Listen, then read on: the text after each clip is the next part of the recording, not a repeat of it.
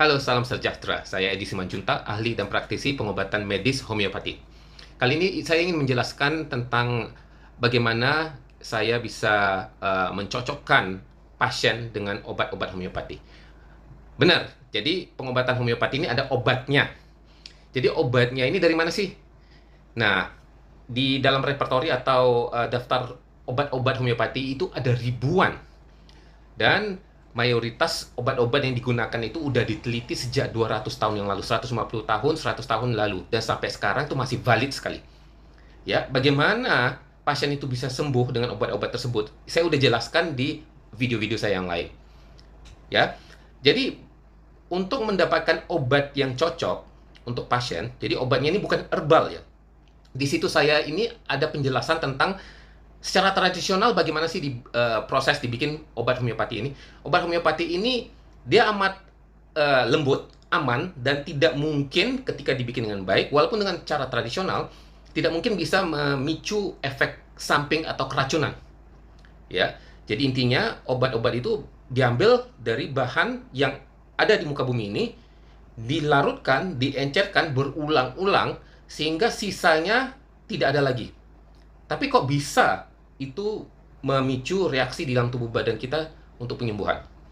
Nah, jadi hampir 200 tahun yang lalu, Dr. Samuel Hahnemann menemukan ada caranya untuk memilih obat yang cocok untuk pasien-pasien tersebut.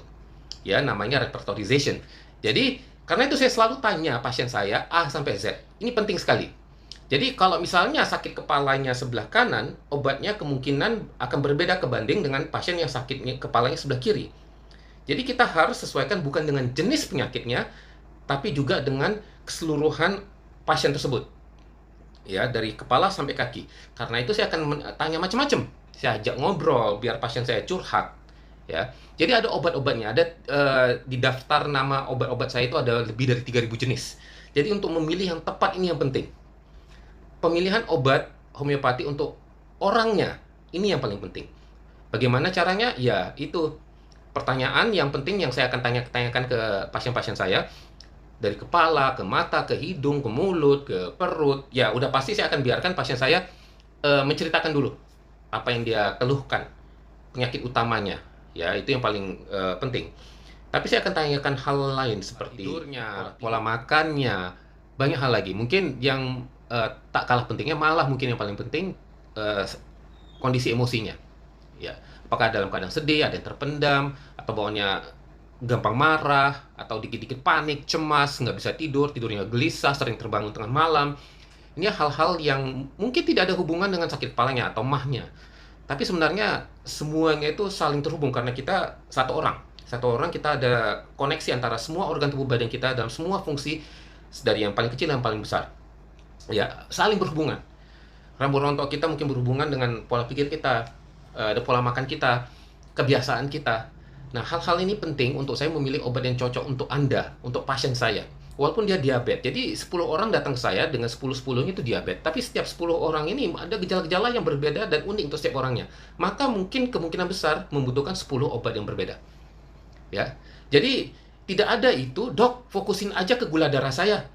Yang masalah di kaki saya itu belakangan. Oh, nggak bisa seperti itu. Saya perlu tahu semuanya A sampai Z. Kalau nggak, obatnya itu nggak akan tepat. Itu seperti membuka kunci pintu.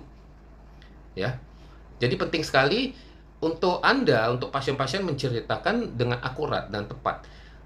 Contoh ya, bangun tidur bersin-bersin misalnya. Bangun tidur pagi-pagi suka bersin.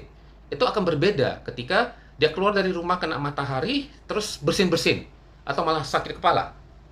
Ya, karakter seperti ini setiap orang mempunyai variasi yang berbeda. Ada yang batuk. Batuknya lebih sering siang hari, tapi malam tidur tenang. Ada yang terbalik. Malah nggak bisa tidur. Tiap kali dia tidur, dia batuk-batuk terbangun. Mengganggu tidurnya. Obatnya akan berbeda. Ya, mungkin di depan mata orang umum, ya kan mereka berdua batuk. Kasih obat batuk aja. Yang mungkin paling rata-rata orang akan membedakan antara batuk kering atau batuk berdahak. Itu yang umum ya. Tapi di homeopati banyak banget variasi yang perlu kita pertimbangkan untuk memilih obat yang cocok untuk orangnya. Ingat, untuk orangnya, bukan jenis penyakitnya. Itu, ya. Jadi, semoga informasi ini akan membantu Anda, membantu saya, untuk membantu Anda.